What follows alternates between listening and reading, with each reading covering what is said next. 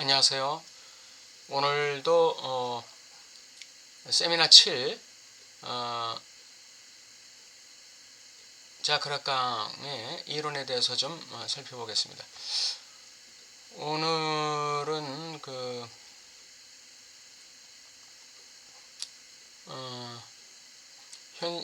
쾌락 원칙과 현실 원칙이 어떻게 연결되는 과정이 어떤가, 그런 부분에 대해서 좀 살펴보고자 합니다. 네, PPT를 보면서 말씀드리겠습니다.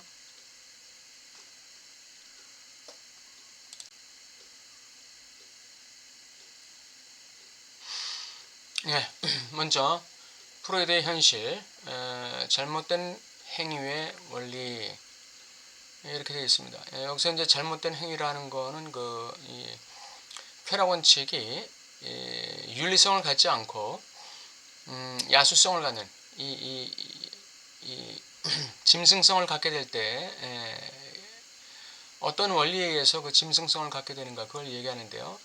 첫째, 이제 대전제로 볼 때 사람은 항상 달콤한 쾌락을 맛보아야 한다. 이게 쾌락 원칙이 아닙니까, 이게? 이게 대원칙, 대전제예요. 거기에 대해서 이제 소전제가 있어요. 가정된 달콤함, 가정된 쾌락의 실제성에 대한 잘못된 판단. 여기 가정된 달콤함의 실제성이라는 게 그 불쾌입니다. 이게 이제 이 소전제예요. 다시 말하면 쾌락 원칙에 있어서의 반명제라고 볼 수 있는 것입니다. 근데 이 쾌락 원칙을 행위하는 데 있어서 오류는 뭐냐면 쾌락을 찾아가는 행동을 야수성으로 인도하는 판단의 오류라는 거예요. 판단의 오류. 그러니까 이 부적합에 대한, 이 부적합이라는 실제성에 대한 정확한 판단이 요구되는데, 이 쾌락의 실제성, 즉 부적합성에 대한 잘못된 판단이 들어갈 때, 이때 이제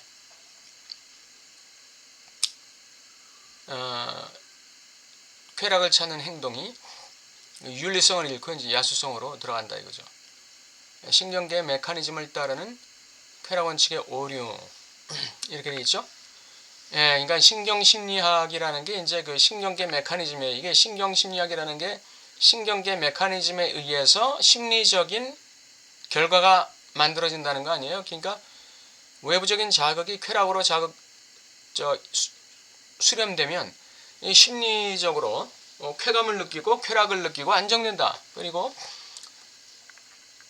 불쾌가 들어오면 이제 이 신경계가 불쾌로 받아들이게 되면 그 심리적인 부분에서도 항상성이 깨지고 이 편안함이 깨진다. 뭐 이런 게 이제 신경심리학 아니겠어요? 근데 이 신경심리학은 인간을 신경계 메커니즘의 노예로 보고 있다. 이게 이제 프로이드의 얘기입니다. 인간이 단순히 그 신경심리학에 종속된 존재냐, 이거죠. 그래서 신경심리학은 인간의 무의식의 현실에 대해서 얘기하지 않습니다. 이게 이제 프로이드가 신경심리학에 대한 비판을 하는 거예요. 세 번째, 옵소스 로고스. 올바른 담론이라는 건데, 이 옵소스 로고스의 기능이 뭐냐면 바로 이 신경심리학의 메커니즘을 따르는 쾌락 원칙이 잘못된 행위로 가지 않고 판단 미스에 의해서, 판단 오류에 의해서 야수성, 짐승성으로 가지 않고 윤리성을 가진 행위로 가게 만드는 과정에 작동하는 것이 바로 이 옵소스 로고스입니다.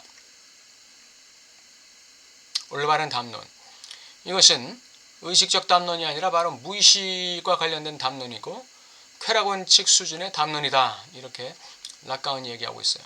옵소스 로고스는 주체의 담론을 피상적인 현실 원칙이 아닌, 이게 인간의 실제적인, 상징계적인 실제적인 현실 원칙이 아닌 무의식의 현실로 안내한다. 이렇게 되어 있습니다.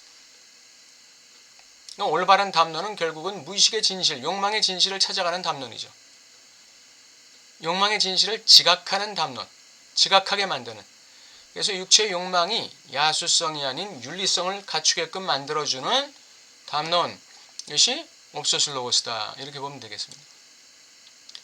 철학적 전통이 이제 현실에 대한 프로이드의 입장이에요. 철학적 전통의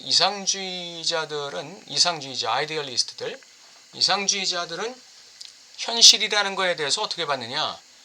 현실에 진지하게 도전하지 않고 단지 현실을 길들이고 현실을 구체화시키는 그런 것으로 봤어요. 다시 말해서 현실에 잘 적응하는 게 중요한 거고 현실을 나에게 길들이는 데 집중했어요. 그러니까 내가 현실에 잘 적응하면서 현실을 내가 변형시키거나 또는 그 나에게 맞게 길들이는 그러한 그 대상으로 본 것이죠. 현실에 대한 단순한 인식은 단순히 현실을 인지하고 적응하고 통제하는 차원이나 이게 이제 현실에 대한 단순한 인식이에요. 단순하게 현실을 인지하고 적응하고 통제, 조절, 적응시키는 그러한 차원인데 프로이드의 전체 자동 분석의 활기를 불어넣는 이 직관, 담론을 통한 통찰을 직관이라고 할 수 있습니다. 이 직관은 실제에 대한 접근과 관련된다. 그러니까 프로이드에게 있어서의 이 분석의 활기를 불어넣는 그런 어떤 이 깨달음은 이거는 의식적 차원이 아니라 무의식적 차원, 즉 실제에 대한 접근과 관련되는 것이에요. 즉 현실 속의 실제, 이 현실 속의 불만족, 이 부적합의 문제, 이것을 통찰하는 차원이고 여기에는 방어가 존재합니다. 이 불만족이 지각될 때, 통찰될 때 여기에는 방어가 존재하죠. 왜? 자신의 편안함이 상실되기 때문에 그래요. 항상성이 상실되기 때문에 그러는 것이죠. 왜냐하면 현실 속에서 실제를 통찰한다는 것은 고통을 유발하기 때문이에요. 항상성이 흔들리고 편안함이 상실되기 때문에 이 방어가 존재하게 되는 것이죠. 이러한 그 통찰의 차원에서는 방어가 존재하는 거예요. 한편에는 쾌락 원칙이 있고 다른 한편에는 현실 원칙이 있다. 광범하게 말하자면 한쪽에는 무의식이 있고 다른 한쪽에는 의식이 있다. 네, 즉 현실에는 한편 의식적 차원의 현실이 있고 다른 한편에는 무의식적 차원의 현실도 있다. 현실 원칙이라는 게 있지만 이 무의식적 현실도 있다. 그걸 이제 프로이드가 얘기하는 것이죠.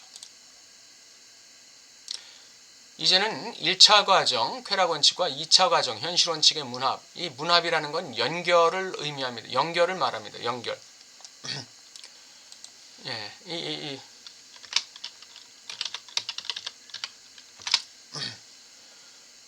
그래서 1차 과정의 경향성은 뭐냐? 1차 과정은 쾌락 원칙의 통제는 지각과의 관계에서 행사된다. 쾌락 원칙의 통제, 쾌락 원칙의 조절, 쾌락 원칙의 그 어떤 이 컨트롤, 이거는 지각과의 관계에서 행사되는 것이에요. 이 1차 과정이죠. 꿈의 해석, 프로이드의 꿈의 해석 7번째 파트에서 프로이드는 1차 과정은 지각과의 동일시에 의해서 행사된다. 이렇게 얘기했어요. 1차 과정. 쾌락 원칙 과정은 지각과의 동일시에 의해서 행사된다. 이렇게 얘기했어요. 지각과의 동일시가 실제인지, 그러니까 현실적인지, 아니면 환각인지는 중요하지 않다. 즉 지각과의 동일시, 그것은 현실과 일치하지 않으면 환각에 빠진다 그랬습니다. 즉 꿈의 의미와 해석은 현실화될 가능성이 없다면 환각에 빠질 수 있다. 무의식적 현실에 대한 지각이 실제 현실과 일치하지 않으면 환각에 빠진다. 이렇게 되어 있어요. 그러니까 꿈에서 나타나는 모든 것들은 다 이미지 아닙니까? 이미지. 무의식적인 진실을 담고 있다고 가정된 어떤 이미지, 형상들이에요. 친구가 나타났다 할 때도 그게 실제 친구가 아니라 나를 이미지화한 어떤 형상일 수 있어요. 꿈꾸는 자 본인에 대한 그 형상일 수 있다는 것이죠. 아무리 그게 친구의 모습, 아빠의 모습으로 나타난다 할지라도 엄마의 모습으로 나타난다 할지라도 그것이 나의 이미지일 수 있는 것이죠. 그러니까 꿈이라는 건 항상 이미지로 나타나는 것이에요. 그렇기 때문에 우리에게 환상을 일으키는 것이죠. 예. 그래서 이 꿈에 대한 해석, 꿈의 의미와 해석이 현실화돼야 돼요. 현실화. 그러니까 상징을 얻어야 되는 거예요. 그 이미지가 언어적인 상징을 입어야만 현실화가 가능한 것이죠. 예, 이 무의식적 현실에 대한 지각, 이 무의식적 현실에 대한 이 지각이라는 게 꿈으로 나타나는데, 예, 이 꿈으로 나타나는 무의식적 현실에 대한 이 지각이 실제적인 현실과 일치하지 않으면 환각에 빠질 수밖에 없는 이미지의 환상에 그냥 속아버리는 거예요. 이미지의 환상에 그냥 빠져버리는 것이죠. 실제 현실과 일치하려면 어떻게 해야 돼요? 의미와 해석이, 그 꿈에 대한 의미와 해석이 언어로 주어져야죠. 언어가, 꿈이라는 이미지와 형상에 언어가 입혀져야 되는 것이죠. 그래야 현실화가 되는 거예요. 그렇게 되지 않으면 꿈이라는 거는 이 환각에 불과하다 이거죠. 환각, 환상. 이게 이제 1차 과정의 경향성이에요. 1차 과정은 지각과의 동일시에 의해서 행사되고, 그 지각과의 동일시는 현실과 일치하기를 기다린다. 현실과 일치하기를 기다린다. 그래서 이 지각과의 동일시가 현실화되어야 한다. 요게 1차 과정의 경향성이에요. 그래서 지각과의 동일시에 언어가 입혀질 때 이것이 현실화된다 이거죠. 네. 그 다음 2차 과정의 경향성. 이것은 의식 생각과의 동일시를 지향한다. 의식과의 동일시를 통해서 행사되는 것이 바로 2차 과정이에요. 이는 마음장치의 내부 기능이, 이게 이제 그 마음장치의 내부 기능이라는 게 이게 생각 기능 아니겠어요? 예, 생각 기능, 사고 기능. 그래서 의식과의 동일시라는 거는 생각 혹은 사고와의 동일시를 얘기하는 것이죠. 이 2차 과정이라는 거. 이 마음장치의 내부 기능이, 생각이 일종의 더듬기. 더듬기라는 거는 그 추측을 얘기합니다. 추론, 추측이나 혹은 교정, 수정, rectifying이라고 그러죠. rectify, 그 교정, 수정을 통해서 이와 같은 생각이 기능을 하는데, 쾌락 원칙에 의해서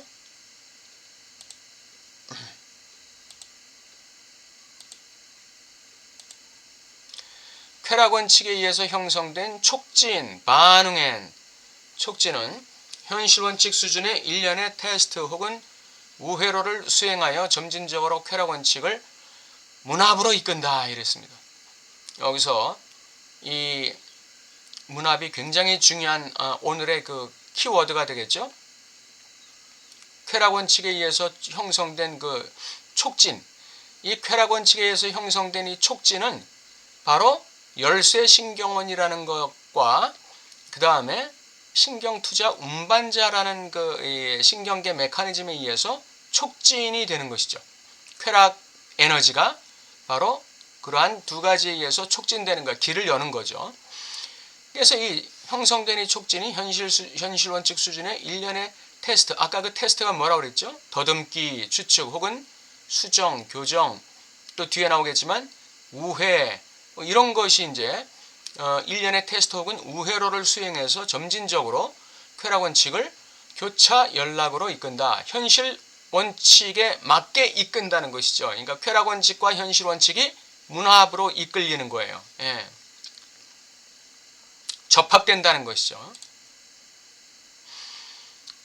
1차 과정과 2차 과정의 문합, 이러한 2차 과정의 배경은 쾌락으로 정의되는 쾌락의 욕망 혹은 기대, 쾌락으로 정의되는 쾌락의 욕망 혹은 쾌락에 대한 기대의 어떤 특정 체계가 있어요. 그것이 즉 자기애적 만족을 구축하는 데 있는 것이죠. 이 2차 과정의 배경이라는 것은 1차 과정에 있다는 거예요. 2차 과정의 배경이라는 게 외부의 현실에 있는 게 아니라, 생각에 있는 게 아니라 2차 과정의 배경은 쾌락 원칙에 있다는 거예요. 이 쾌락으로 정의되는 쾌락의 욕망 혹은 쾌락의 기대라는 특정 체계, 즉 자기애적 만족을 구축하는 게 바로 2차 과정의 배경이라는 것이죠. 이는 외부의 어떤 것을 기대함이 없이 이론적으로 자신을 자율적으로 자율적으로 실현하려는 경향이에요. 쾌락 원칙의 욕망과 기대를 자율적으로 자기애적으로 구축하려고 실현하려는 경향, 그것이 바로 2차 과정이라는 것이죠. 이러한 1차 과정의 쾌락의 소망 내지 기대를 의식과의 동일시를 통한 2차 과정과 연결시키는 것을 문합이라, 이렇게 교차연락이다 이렇게 얘기하는 거예요. 1차 과정의 쾌락 원칙과 2차 과정의 현실 원칙을 연결하는 것. 다시 말해서 쾌락의 소망 내지 기대를 의식과 생각과 이 연결시키는 것. 이것이 문합이에요. 이 교차연락. 원래 이 어네스토모시스라는 거, 이게 이제 간호사님의 설명을 들은 적이 있는데, 이것이 이제 수술할 때 하나의 관과 또 하나의 신체 장기와 신체 장기, 구멍과 구멍을 연결하는 작업이라고 합니다. 신체 장기의 한쪽 구멍과 다른 한쪽 구멍을 연결하는 것을 어나스토모시스라고 그래요. 이게 이제 여기서 이제 교차 연락이다, 문합이다 이렇게 표현이 됐는데, 이 1차 과정과 2차 과정의 연결, 요거를 문합이라 이렇게 얘기합니다. 근데 아까 설명드렸다시피 이것을 그냥 자기애적 만족으로 추구하는 방향으로 연결시키면 이게 어떻게 되느냐? 이 짐승성으로 나가게 될 수 있다는 거예요. 이 야수성으로. 그러면 현실 원칙에 걸리게 되겠죠. 거기서 부적합이라는 문제가 발생하는 것이죠. 그 부적합을 어떻게 처리하느냐, 이 부적합을 어떻게 처리하느냐, 거기서 이제 옵소스 로고스가 작동, 기능을 발휘하게 되는 것이죠. 올바른 담론을 통해서 무의식적인 욕망의 진실을 어떠한 언어와 어떠한 상징의 윤리체계를 통해서 윤리체계를 구축함으로써 그 윤리체계를 통해서 행동으로 실현하느냐, 그게 문제가 남겠죠. 세 번째, 이러한 현실 원칙에서의 의식의 모든 생각 작업은 무의식적 수단에 의해서 발생한다는 거예요. 즉 생각이 쾌락 원칙에 의해서 통제되는 건 아니지만 무의식적 공간으로서의 쾌락 원칙의 지배를 받는 공간에서 발생하는 거예요. 이 모든 생각 작업은 쾌락 원칙의 지배를 받는 공간에서 발생한다는 것이죠. 외부적인 현실을 고려하고 있음에도 불구하고 쾌락 원칙의 지배를 받는 공간에서 발생하는 거예요. 그러니까 이 2차 과정의 2차 과정의 현실 원칙에서의 의식의 모든 생각 작업, 사고 작업은 쾌락 원칙의 지배를 받는 동시에 현실 원칙의 지배를 받는다, 이렇게 봐야겠죠. 단순히 현실 원칙의 지배를 받는 것만은 아니다. 이는 외부 세계에서 지각적 질서로 주체에 도달하는 것과는 다르다. 외부 세계에서 지각적 질서, 즉 무의식적 질서로 주체에 도달하는 이런 구조와는 달라요. 지각적 질서는 무의식 차원에서 자신의 쾌락을 극대화하는 데 관심이 있고, 의식적 질서는 생각을 통해서 현실 속에서의 일련의 테스트 혹은 우회, 더듬기, 교정 등을 통해서 무의식적 쾌락을 자기애적으로 만족시키려는 성향이 있는 것이죠. 그러므로 2차 과정은 1차 과정의 연장선상에서 보아야 한다. 즉 쾌락 원칙의 지배를 받는 공간에서 발생하는 것으로 2차 과정을 해석해야 한다, 이거죠. 1차 과정은 자신의 쾌락을 극대화하는 데 관심이 있어요. 2차 과정, 의식적 질서는 일종의 우회, 더듬기, 테스트, 교정 등을 통해서 현실 속에서 자기의 쾌락의 욕망이나 기대를 자기애적으로 극대화시켜서 만족시키려는 성향이 있는 것이죠. 그런데 이것은 현실 원칙의 지배를 받잖아요. 그렇기 때문에 여기에 부적합의 문제가 발생한다는 것이죠. 부적합, 불만족, 이 문제가 발생한다는 것이죠. 그러나 현실 속에서 쾌락 원칙에 지배되는 쾌락의 욕망 내지 기대를 자기의 쪽으로 충족시키는 데는 한계가 있다. 왜? 현실 원칙 때문에. 외부 한계, 외부적 한계 때문에. 개념을 이끌어내는, 그러니까 여기서 이제 그 뭐가 있냐면은 여기서 이제 그 부적합의 문제가 발생한다고 그랬죠. 불만족의 문제. 이게 실제거든요. 현실 속의 실제. 두 번째, 개념을 이끌어내는 외침이 있어야 한다. 이 부적합에 대한, 이 부적절함에 대한, 이 불만족에 대한 외침이 있어야 돼요. 이 불만족을 개념화시키기 위한 외침이 있어야 돼요. 즉 프로이드는 적대적인 대상이 고통으로 인해 주체가 울음을 터뜨릴 때만 의식 수준에서 인식된다 이렇게 얘기해요. 이 부적합이라는 거예요. 적대적인 대상. 이 부적합이라는 것이, 이 불만족이라는 것이 고통으로 인해 주체가 울음을 터뜨릴 때만, 다시 말하면 크라이로서의 울음이 아니라 사고 운동으로서의 울음이에요. 언어 운동으로서의 울음이에요. 그러니까 주체가 이 고통을 갖다가 상징화시켜야 되는 것이죠. 그게 외침이에요. 외침. 울음을 터뜨린다는 게 외침이고, 외침이라는 게 상징화시킨다, 해석한다, 언어로 수렴한다, 이런 얘기가 되겠죠. 그래야 의식 수준에서 인식되는 거예요.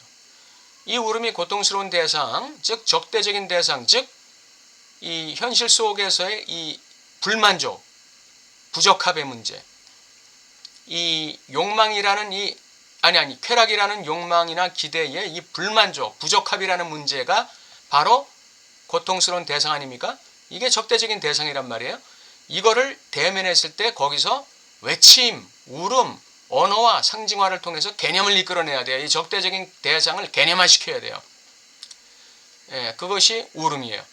이 개념화 작업이 제대로 이루어져야 고통이 완화되고, 그 부적합, 불만족으로 인한 그 주체의 고통이 완화되고, 고통이 방전되고, 주체가 진정으로 추구해야 하는 대상에 대한 의식의 포착과 식별이 가능해진다.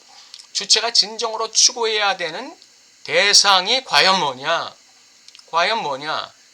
이 현실 원칙을 뛰어넘을 수 있는 어떤 그 대상, 나의 그 쾌락 원칙, 다시 말하면 나의 쾌락의 욕망과 기대를 극대화시킬 수 있는 현실 원칙을 충족하면서도 현실 원칙을 넘어서 극대화시킬 수 있는 이 방향이 뭐냐, 그 추구의 대상이 뭐냐가 포착이 되고 식별이 가능해지는 것이죠.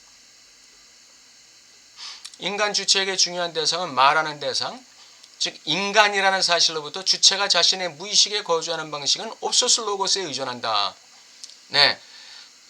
주체가 자신의 무의식에 거주하는 방식이라는 것은 결국 주체가 자신의 무의식의 진실에 도달하는 방식, 욕망의 진실에 도달하는 방식, 욕망의 윤리 구조를 확보하는 방식, 그것은 옵소스 로고스, 올바른 담론에 의존한다는 것이. 그래서 그 말하는 대상인 그 대타자와의 담론이 굉장히 중요하다는 것이죠. 이 프로이드에게서도 그렇고 락강에게서도 그렇고 이 옵소스 로고스, 올바른 담론, 이 무의식적 담론, 무의식적 담화, 이게 굉장히 중요하다는 것입니다.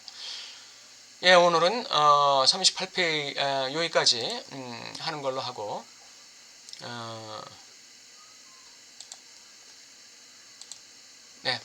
어떻게 좀 이해가 되셨나 모르겠어요. 또 우리 다음 주에 뵙도록 하겠습니다. 감사합니다.